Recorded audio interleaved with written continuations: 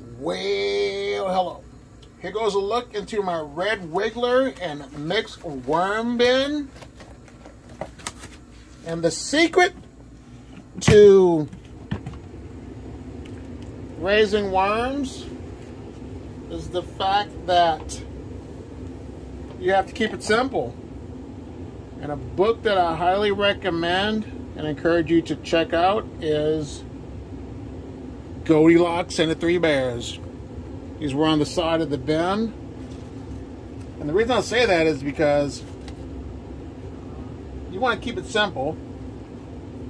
You want to keep things just right, not too wet, not too dry. So check out the book Goldilocks and the Three Bears, because that's all of the information that will get you started on your worm bins. Quick and easy to read, great information. I also recommend and encourage you to read the book Worms Eat My Garbage. It's linked in the description box below. But you're thinking, hey AJ, I don't like to read. Folks, I'm telling you, it's an easy book to read. It's easy to get you started. And if you're going to read a book, that would be one that I highly recommend and once again encourage you to read. But these are the mixed worms with some reds and blues.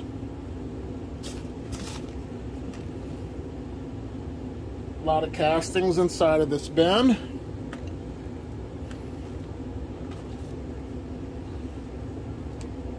I'm going to give them some food. What I'm going to give them is some worm chow. And that consists of, I just mixed some grounded up oatmeal oats and some flaxseed. A lot of people do it differently, but use what you got and apply it to your worm bin. But here is some food scraps I'm going to put in here. It is some banana peels that were frozen and thawed out, some oranges, a couple of orange peels, and you can feed oranges just in moderation, don't overdo it. So here we go. A little bit of the worm chow on top of there. And worm chow should fatten the worms up because they lose their girth if you keep them in a worm bin and don't give them the worm chow. But I'm going to give them a couple of things of eggshells for some grit. You don't really have to add too much grit in there. You can add it about once every month if you'd like. So I'm going to cover it up. And the reason you cover up your bedding or your worm food, your scraps, is to prevent pests from getting inside of your worm bins.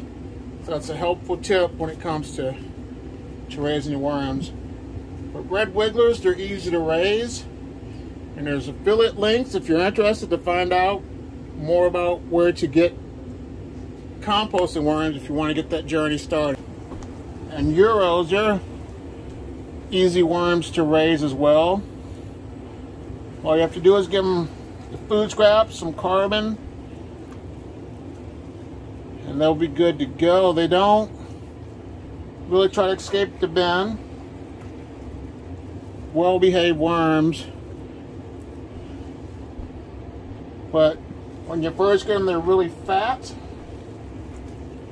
Like I said, they lose their size, but the main thing you should do is give them some of that worm chow. So let's see if there's any more food in here. Not really much of, not too much, not food, not any food really left in here. So let me give them some. I'm going to put it, some banana peels right here and some peppers right there. Give them a little bit of this worm chow that I made.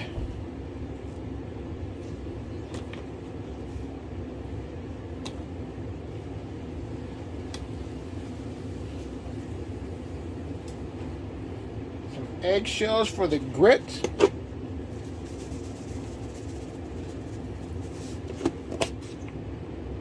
covered up with bedding. There's a few that are on the side over here. I'll stick them back in there. And as you can see, there's a lot of castings that these European night crawlers have produced. So I'm going to have to give them some more bedding. But let's see how much bedding we have left in this bin.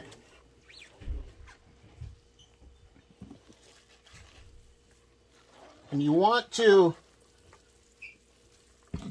give them fresh bedding because you want your worms to keep multiplying. Healthy habitat produces healthy worms. It's really wet down here. But check this out. I'm going to fix that. I'm going to add some egg cartons over here to help with the moisture.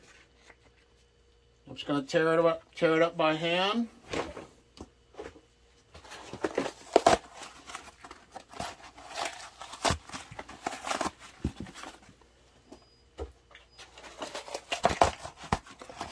Easy to do. Will help to give them some extra food. It's a carbon source.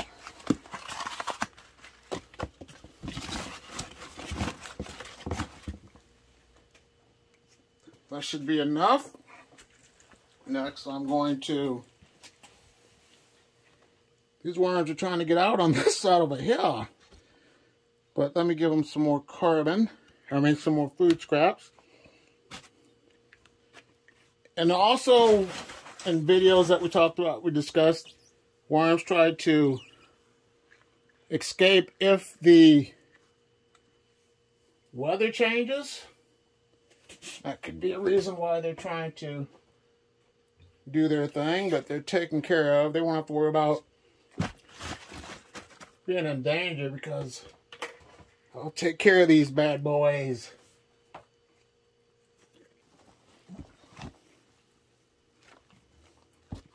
Plenty of worms.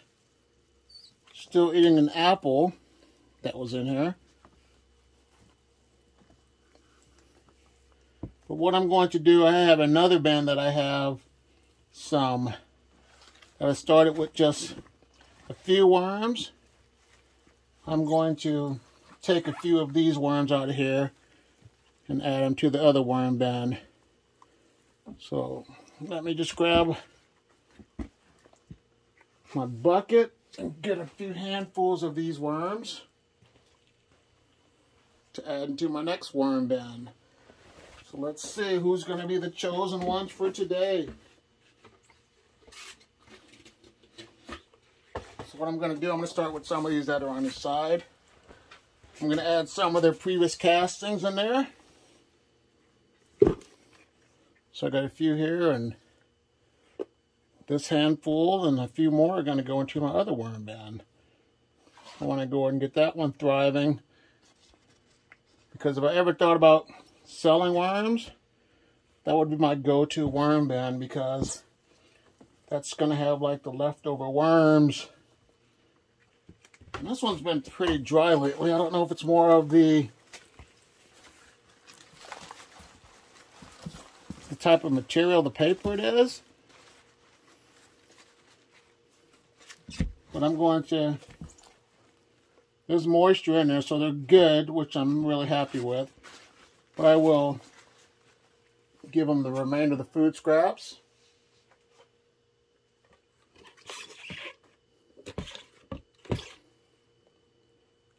Put that there. Give them some of this worm chow as well. And now here's the deal with you, viewer. If you like a channel and you're finding value, go ahead and subscribe. It doesn't have to just be my channel. Check out, if you like any worm farmers content or anyone that does videos, if you like their content, go ahead and subscribe. It's free. Leave comments in people's boxes and it helps the channel out.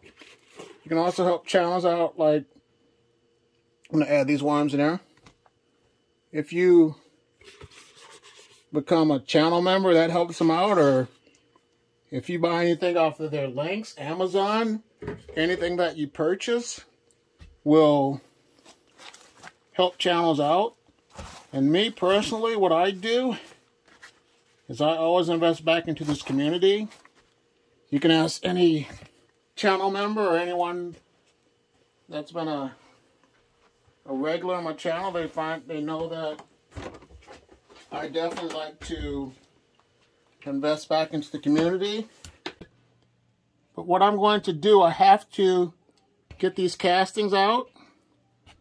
So let me show you my setup and the process that's going to be happening. Let me get these couple stragglers off the lid. As you can see, I have my worm bedding that I'm soaking in water. It's toilet paper rolls, some cardboard, and I will be adding some newspaper. And I have this 9-gallon container that I'm going to use. So I'm going to dump all of the Europeans into this container right here. So when you do your castings, question for you, do you stand up doing them or are you sitting down? I do mine standing up. And a thing that would be a helpful resource to you is to use a anti-fatigue mat. So that will help you if you stand up and do your worm bends. But I added some bedding into this one. But let me add a little more cardboard because I want to add a little extra bedding into these bends. And all this was shredded with my shredder. I have plenty of cardboard. There we go. And there is some newspaper in as well. Sorry to shake you.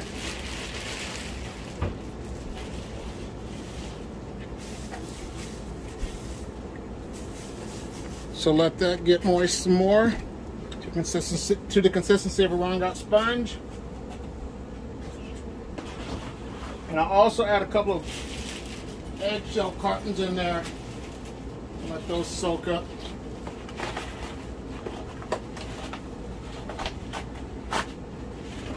Let me set that there.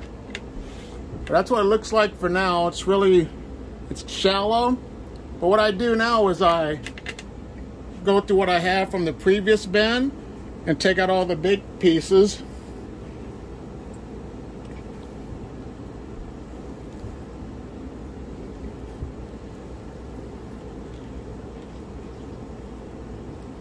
And there's a lot of worms in there. So as I'm doing that, the light will cause the worms to go down into the bedding. So that will allow me to keep taking layers off to get to the worms. So yeah, what you do is you, like I said, the parts that aren't eaten all the way, you place those back into your worm bin so the worms can get down to the business eating these food scraps.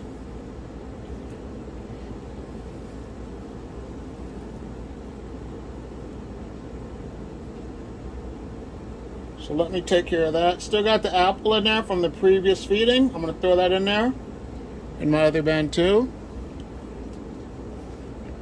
So let me go ahead and take care of all these worms, and I'll show you how many worms I got out of this bin that are going to go back into my new worm bedding.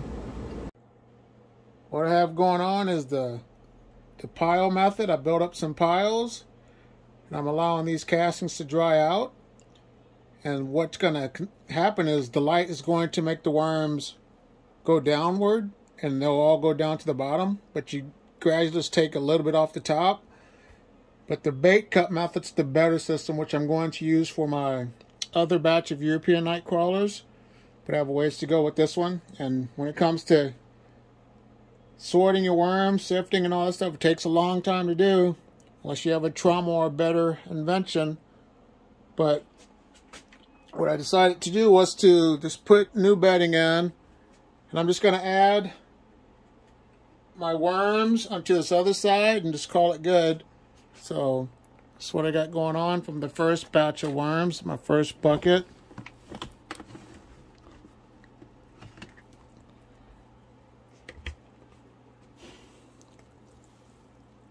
Here's our Euros, a nice herd of them. Then I'm going to pour in another bucket of the worms as well from the second ice cream bucket. Make sure I get him off my finger. But here we go. Pour these into there too.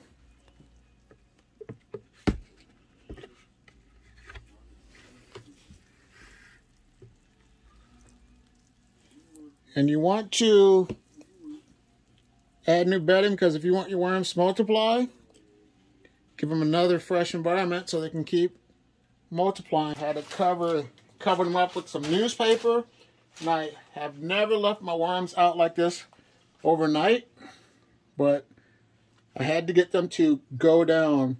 And I'm going to show you a hack that V showed me from the Garden Worm Lady. So if you haven't already, check out her channel. She's the Garden Worm Lady. But when the worms start to migrate down, I'm going to use the pancake method. That's what I'm going to name it. And you know how it is when you do pancakes, you have to flip them. So what you do is get your pile and flip it upside down, and the worm should migrate to the bottom. But as I can see, there's not a lot of worms in here, and that's definitely a good thing. So I'm going to put the remainder of the worms inside of this. I have a bucket right here. I'm going to put the worms in. And I'm glad that none tried to escape this bin. Let me put something, add a little something down there because there's water in here. But yeah, you just flip it and try to find the worms that are on the bottom. So question for you, viewer. When I have my gloves and I'm digging into the worm bins, does the squeaking bother you? Because I've had people tell me that the squeaking bothers them. It's kind of like a chalkboard. You know, when someone accidentally scrapes on a chalkboard back in the day, you hear that.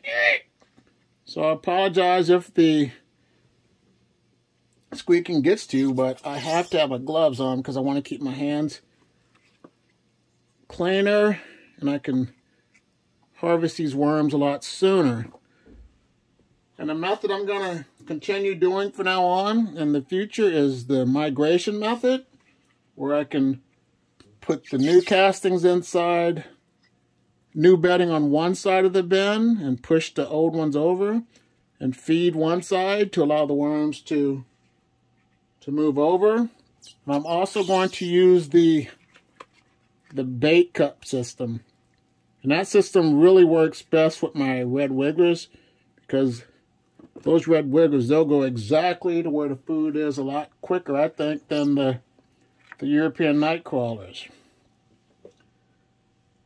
But yeah, like I said, when it comes to worm castings, it does take a while to do. So you have to be mentally prepared. It's gonna be something that has to be done, and they're pets. You know, I chose to raise these worms, so that's part of the job. Springtime worm bins. The spring would be a great time to start a worm bin, because your worms will be shipped to you in a better condition. You don't have to worry about your worms freezing to death.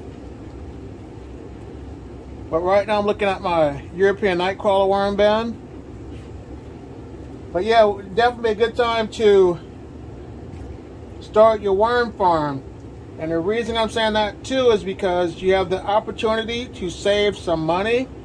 Because when it comes to buying things, I try not to pay full price. But if you purchase worms now, you get a discount because you're buying the worms during the spring, the winter months. So that will help you to save some money. As soon as spring gets closer, you won't have the opportunity to get your discounts. You probably have to pay full price. So if you're saving $5 here, you know, I would definitely get ready to buy worms now. Purchase my worms. You have the potential to get castings and fertilizer, which the worms are making for me. You have the opportunity to make money off of your worms. You have the potential to start reducing your food scraps, eliminating and reducing the garbage that goes into the landfill. But the worms right here, my Euros, I am in the process of putting some bedding on the side and just pushing the remainder of the castings on this side and some fresh bedding on this side over here, so I can give them an environment where they can produce me more worms and more castings, and that's a win-win for me and the worms. But springtime, I'm telling you, it is the best time to start a worm farm. If you're debating on it, go ahead and buy you some worms, because they are not getting any cheaper. When I first bought my worms, probably about 5 years ago, they averaged for about 2 pounds, about 40 bucks. Now you're gonna pay at least, I'm gonna guess, about 70 plus easily now, because how inflation has taken its toll on everyone's pocketbooks. So if you're thinking about getting worms and getting started, I would encourage you to start investing now, because if you wait around, you're going to lose out on some money. I have links in my description box to check out some places to buy worms. But yeah, that's the benefit, once again, of starting your worm bin in the springtime, because you can get your worm farming started at reduced prices to save your hard-earned money. When you first purchased your worms, how much did you spend back in the day? Because I'd love to hear your thoughts and on what you paid back in the day.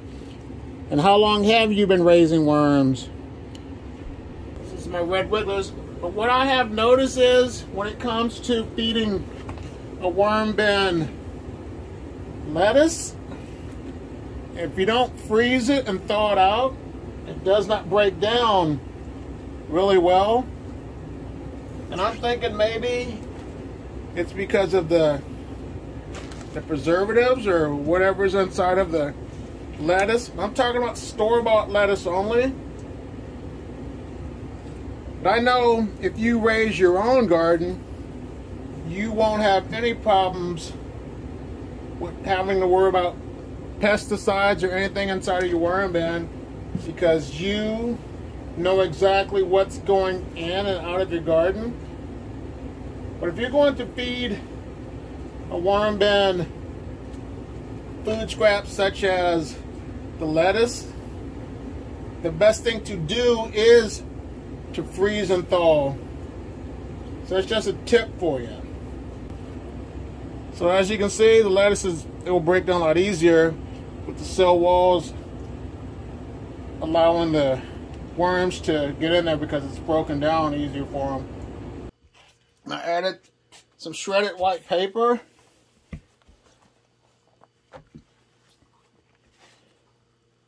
With the worms, the herd just started, so it's not like thriving. But that's okay, and this worm bin is only going to get, like I said, the junk mail. And the thing that I don't like about this type of paper, the white paper, I don't like how it breaks down. I think it takes too long for the worms to consume, and plus it mats down and becomes like a paste, which I don't like. But this is just a bin where they're going to get the, like I said, the junk mail, so I can recycle that type of paper as well. But that's the only thing that I don't like about junk mail, because it doesn't have like the texture of like this newspaper. I like the newspaper because it's more of a soy-based material, the ink soy-based, and I noticed that the worms like to eat the newspaper over this bleached white paper if there's bleach in it. So just be careful. I've been thinking about these worms, how they're pretty amazing and how they reproduce. And the fact is, once they become mature worms, when they have their clitellum, it's that band around them that they're able to mate. I don't know if you can see it on there, but they have a clitellum. It's a flat bump, but earthworms have a larger clitellum. But the thing about them is, I don't get how they can be blind and find a partner to mate with. And it's crazy too that they're hermaphrodites, which is they're both species of males and females, so they have both reproductive systems. I think that's really fascinating. I just got this system filled with some European night crawlers. And there were a lot of people within the month of February that have started a worm farm. A few people got the worm bucket, and a few people have purchased worms. So I want to say congratulations to everyone that started their worm farming journey, and welcome to the worm farming community. And if you want to connect, I have a Facebook community in my description, so click on that and join the Facebook community. But this one's going to be good to go. I'm just going to cover it up with some bedding. I have not fed it for over 2 weeks, but there's no worms on the lid. And when it comes to worm farming, yes, it is easy once you get your system up and running, and there will be no issues when it comes to your worm bins. The problem is you, and like I say in videos previously, you got to stop overthinking things, and that's what the problem is. A question would be, do worm bins stink? Or do they have a smell? And my answer would be, yes, they do. And it can be a good odor. If you put onions in there, it's going to smell like onions. If you put pineapples in there, it's going to smell like pineapples. Or anything else you put in there, such as oranges or tangerines, that will have that citrus fragrance. But what you need to do is just bury your food scraps. And that helps to prevent, eliminate some of the smells. So yes, they do smell, but they don't have, if your bin is running nice like this one right now, like I'm doing with these red wigglers, there's no smell whatsoever. It has a rich, earthy smell, and it smells good. So yes, it has a clean fragrance. So what you place into your bin might give you problems, but I know one type of vegetable that will give a bad odor is definitely broccoli. If you want to identify what a red wiggler worm looks like, this is what you need to look for. You need to look for yellow tails, and that will definitely let you know that these are red wiggler worms. They're also called tiger worms. So once again, if you would like to know what a pure red wiggler worm looks like, look for the yellow tail, because that will definitely let you know that these are red wigglers. My next step, what I'm going to do, I'm going to bait the worms. I'm going to make them come up. I'm going to put this on top right here. put this apple here, and the reason they'll come up is because they're underneath a heater. This is going to dry out. The casting is going to dry out. They're going to have to come up to this apple to eat it, and plus that's where the moisture is going to be. So I'm going to let this, keep this here for 2 days and see how many worms came up to take the bait. Let me see how many worms got baited into this trap.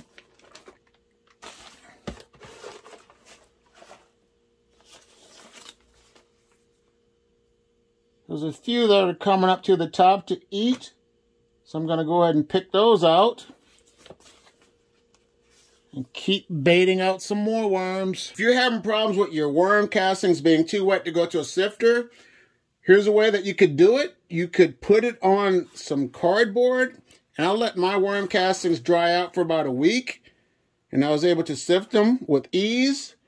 And also, the thing you would want to do is have something moist, some paper or something, so the worms could migrate over there to the moisture.